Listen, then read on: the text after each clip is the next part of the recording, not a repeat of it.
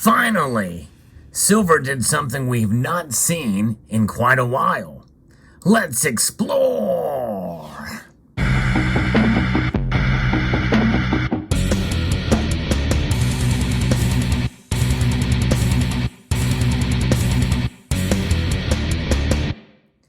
Greetings to you all, members of the Salivation Nation. Yeah, silver did quite an interesting and very bold move today. And it's something that very well may be a one-off. But nonetheless, in days like this is reason we should celebrate silver.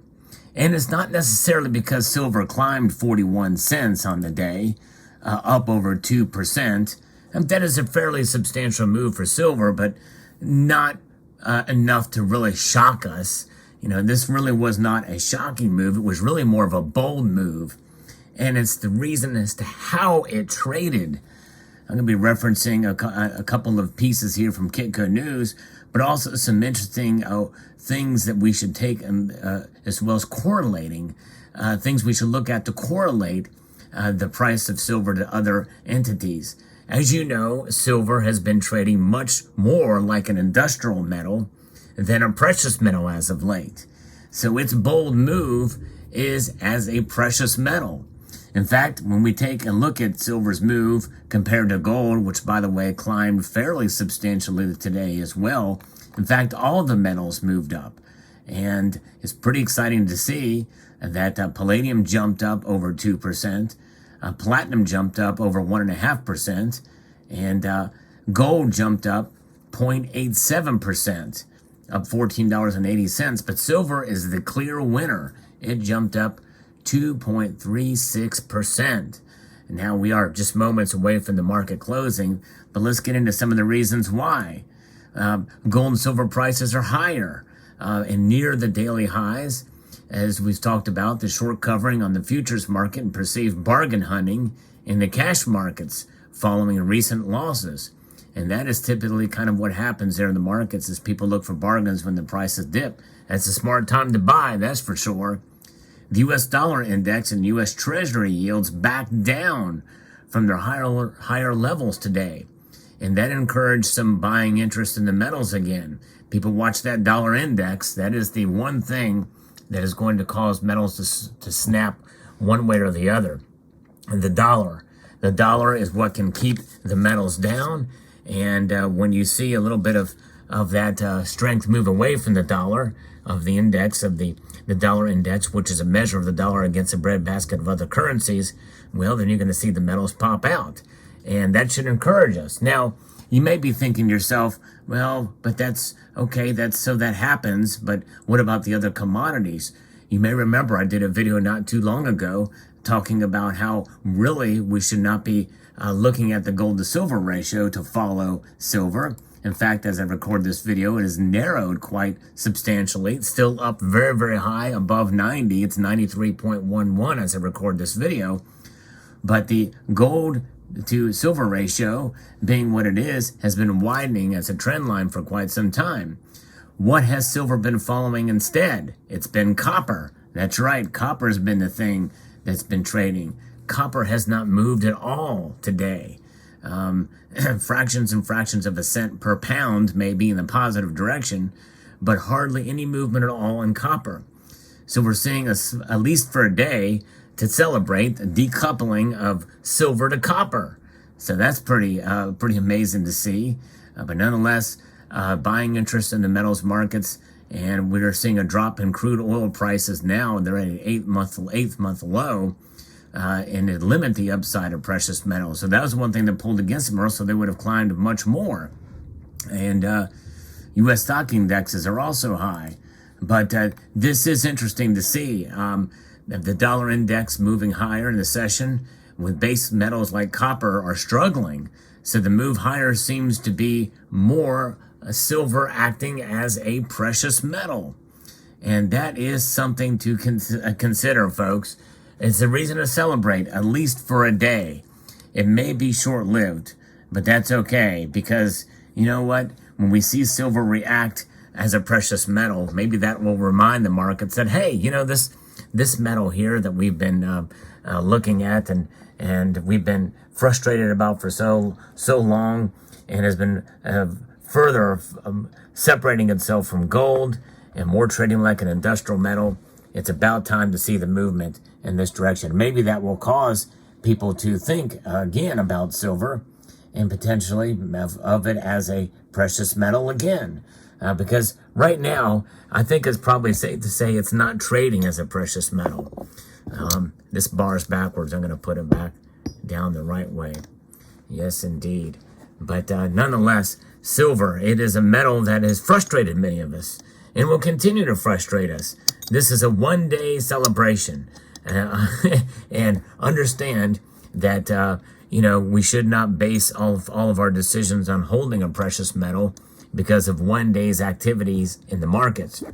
But part of what channels like mine do is, well, we talk about the markets.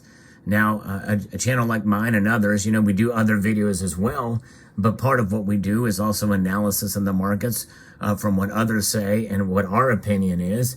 And my opinion is this may not have a great effect on the perception of silver in the median course of time, but I think it's a little bit of a blip in the radar.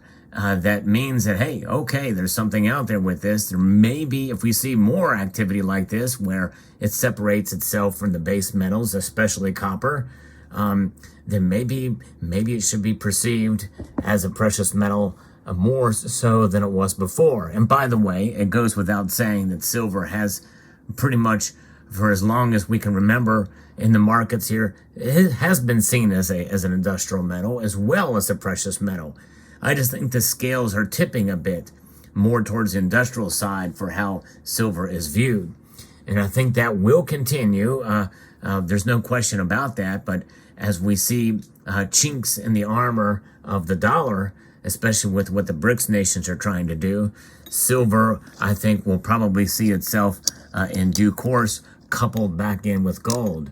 And we could see the ratio between gold and silver narrow a bit. And it will be seen as really, as people call it, the poor man's gold. And so that is something that, people may consider to actually hold it in the form of a precious metal. Now, one shift I am changing. I used to be of the mind that, hey, if you're buying silver, no matter what form, whether it be in electronic form as an ETF or what have you, go for it. At least you have some sort of protection or a hedge. But no more, actually. I'm taking a little bit of a shift in there. And again, I'm not a financial advisor, but anybody that has money in the ETFs, I would just encourage you to cash that out and buy gold or buy silver with it. And gold, by the way, too. And why am I saying this? Well, because those derivatives have become so inflated. To me, it's not a real representation of the silver market. In terms of the physical silver market. Now, you can get the PSLV, which is Sprott's version of it. I wouldn't say if you're going to have an ETF, that's where I would probably put it. Something that they can back it up with audits, with the actual physical in hand. But I believe also in holding the physical. The problem with holding physical, like what you see here, is you are going to pay a premium for them. These bars here were purchased at some of the lowest premiums that I've ever spent on silver, at least in the modern age since the pandemic. But nonetheless, you can see the downside to owning these is they're large and they're chunky and probably going to be more difficult to liquidate than would be coins or rounds. Now, this is an example of an extreme way to own silver.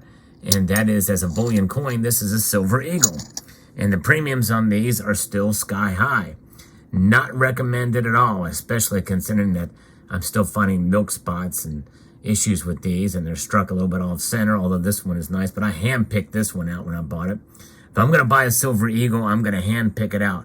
I will never buy a silver eagle sight unseen, just like I wouldn't buy constitutional silver sight unseen because of things like thinning with these things. There is some slight thinning. You can even see it in this. That's what that little thin line there at the very edge. And I've talked about that in a prior video, but nonetheless, the quality control issues And why? Because the mint is stamping these things out to try to meet demand as quickly as possible. And the premiums are going high. But of course, there's some conspiracy theories about the mint is maybe not doing the production so that they can profit on them. They have increased their cost for these, but nonetheless, there it is. So let me know what your thoughts are. Very interesting indeed to see silver again react as a precious metal. That's pretty bold, pretty amazing. The one thing that silver needed to do, and it's about freaking time, and that happened today. Will it happen tomorrow? I would not bet. I would not bet the bank on it. I probably wouldn't bet a silver eagle on it. And I probably wouldn't even bet my cup of coffee I'm going to have later on it. And that's saying something because I really like my coffee. Let me know what your thoughts are in the comment section below. I would like to extend a multitude of gratitude to you all for taking the time to watch and to encourage you to please rate, share, comment, and subscribe.